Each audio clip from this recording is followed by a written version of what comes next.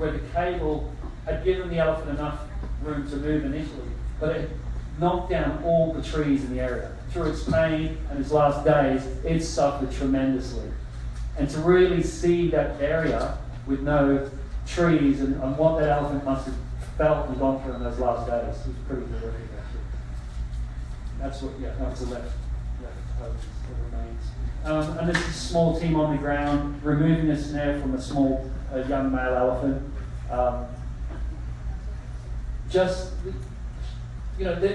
These conditions they're operating in with limited resources, it's so hard. This elephant probably should have been extracted out with a helicopter. We should have been able to move it and get it to a quarantine station and actually give it the proper care it actually needed. But unfortunately, the guys on the ground had to do what they could, bandage it up, remove the snare, and hope for the best. And when you're down to 200-300 elephants in the whole of the Losa ecosystem, we can't really afford to lose one. And then I also followed the ivory trade, and now presently some good news coming out of China. China and Hong Kong are about to ban ivory trade, but unfortunately in Indonesia the demand seems to be growing.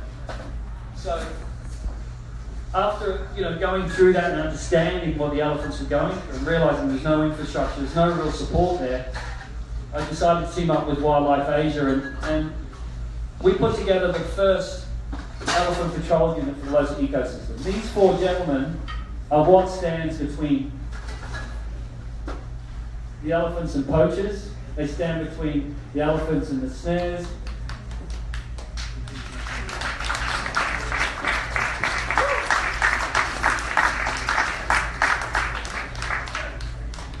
But they also have a big job to do. There's an area 3 times the size of Yellowstone National Park, and this is what we've got, these 4 guys, to protect the last remaining herds of elephants.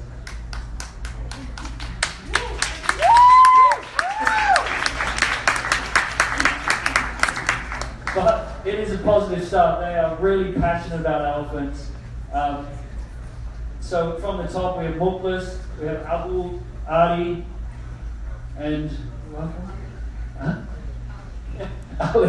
sorry. So yeah. So these 4 guys are the first of what we'd like to see as many more patrol units. They're really engaging with the community, explaining and informing them about the issues around elephants. We've also managed to purchase 2 elephant collars that we are picking up this week. They're actually in Alex's office right now. So we'll be taking those 2 collars back, and for the first time ever we'll be able to understand the elephants' sort of movements. We'll be tagging 2 elephants within 2 different herds in the Losa ecosystem, and then we'll start to get a picture about how they move, where they move, try to get some science around the elephants, and expand on these herds. Ideally, on these ranger teams. Ideally, we'd like to shadow each herd. So a team of rangers go in, they spend a week to 10 days with the herd, they come out, another team goes in. So we have people constantly with these herds, understanding their movement, where they're going, and what they're doing. Okay, how are you on the video? So, do you want to play the other one first, Glenn?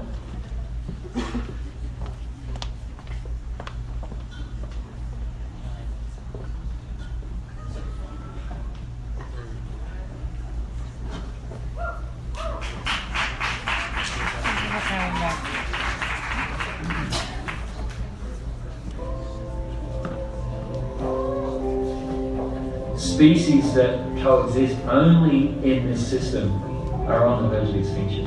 Critically endangered Sumatran orangutans, tigers, rhinos, and elephants. That moment of seeing that beautiful animal and just realising the insanity of what we're doing to them and to ourselves. And that was sort of my moment where I realised I couldn't walk away from this issue. This deserves some of my time.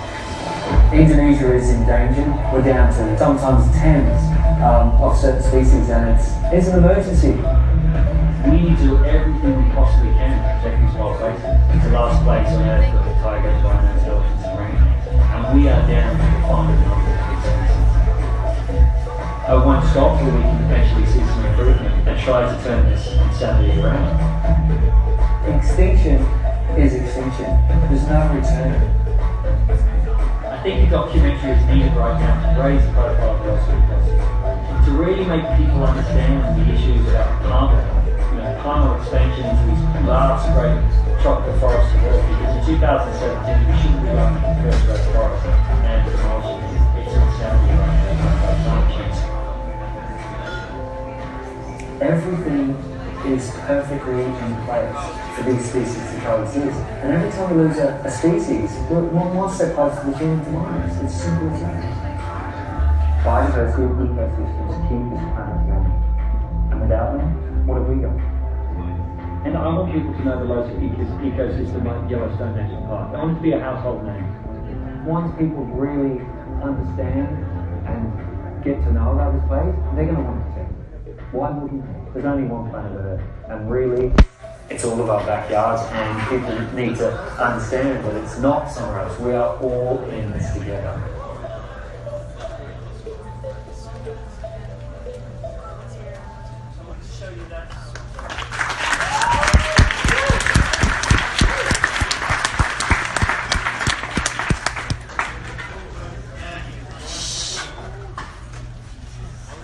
Test. Okay, I wanted to show you that one, that video in the beginning, and now here is just a bit of a wrap up of what we've been doing with the Ranger Patrol.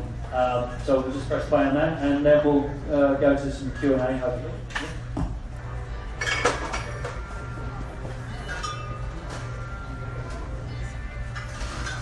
Across Sumatra, there are less than 2,000 of these critically endangered elephants, 200 to 300 called lost ecosystem home. In the last few years, we've witnessed a rapid decline in these numbers, with large males being targeted for their tusks and many being poisoned as a direct result of the human-wildlife conflict. I think he heard it. He was with us, right? Poor guy.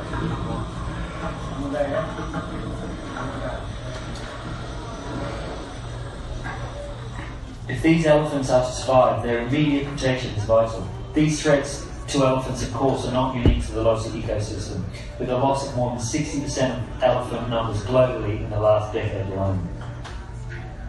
Right now I'm here on the ground. I've been here with WCS to document what's going on right now. There is a serious situation right here in the Lhasa ecosystem. Elephants are dying left, right and centre. You've seen what's happening today. You see how people on the ground are doing what they can with limited resources. Conflict with humans as we continue to encroach on elephant territory, the incessant poaching for ivory, despite decades of political lobbying and attempts to reduce demand.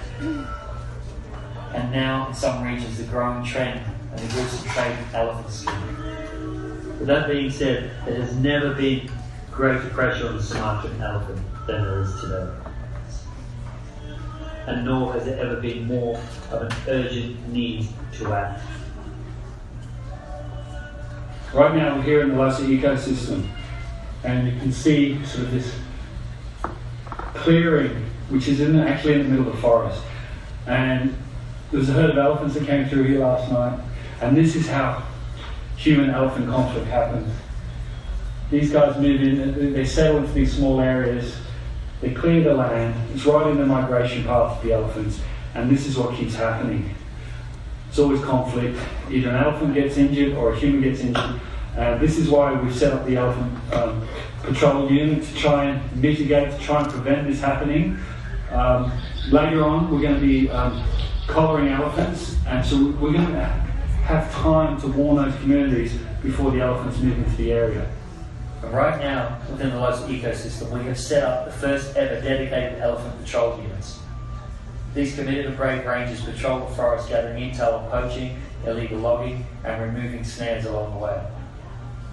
They engage with local communities, providing education to encourage them to live in harmony alongside these elephants. Local people are the key to protection of wildlife, and without their support, efforts are futile.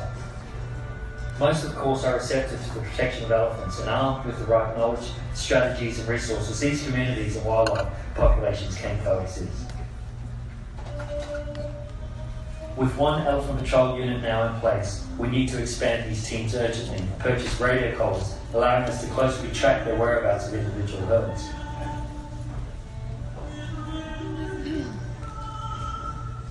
This will not only provide real-time information about the elephants' locations, but will give our rangers a head start to reduce any threats to the elephants and mitigate any human-elephant conflict situations. Without intervention, this population of elephants will be extinct within the next 10 years. Together, we have one chance to save Los's elephants before it's too late. But this can only happen with your help. If you guys can get behind this, really dig deep. It's up to you. Do you want to live in a world without elephants? Right now, we're losing elephants here in Sumatra. So please get involved and donate wherever you can. Every dollar helps, even if it's a small amount. Everything helps. And because I know that I'd like to live in a world with elephants, and we can't keep losing species and not have a knock-on effect for the human race. Right now we need biodiversity, keeps these systems in place, keeps the local ecosystem in place. Without biodiversity, these systems don't work and everything else fails. So it is very important. And the work that these guys are doing here on the ground right now.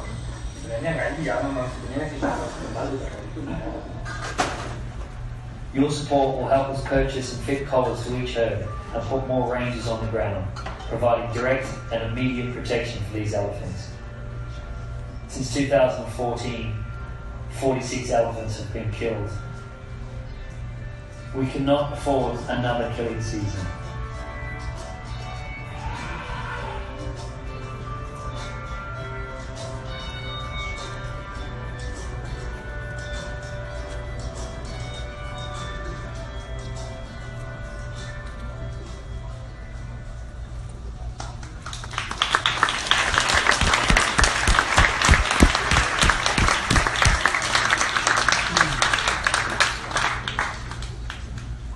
So guys, does anyone have any questions about collaring? Do you all understand what collaring is? When we collar an elephant? Sorry? Well, okay, so the only way we can get this information, and it is quite an invasive way to get this information, but there's no other way. So we've got to dart a single elephant in a single herd and fit this radio collar onto the elephant. And that will gives us about 6 GPS coordinates per day on a daily basis, and we'll really be able to track the movement. And also that will help with their protection. Obviously, in an ideal world, you wouldn't want to do that to the elephants because darting them, knocking them out. So, yeah, it's not a nice way to go, but we don't really have many options. So, does anyone have any questions? We're running a little bit behind. Well, once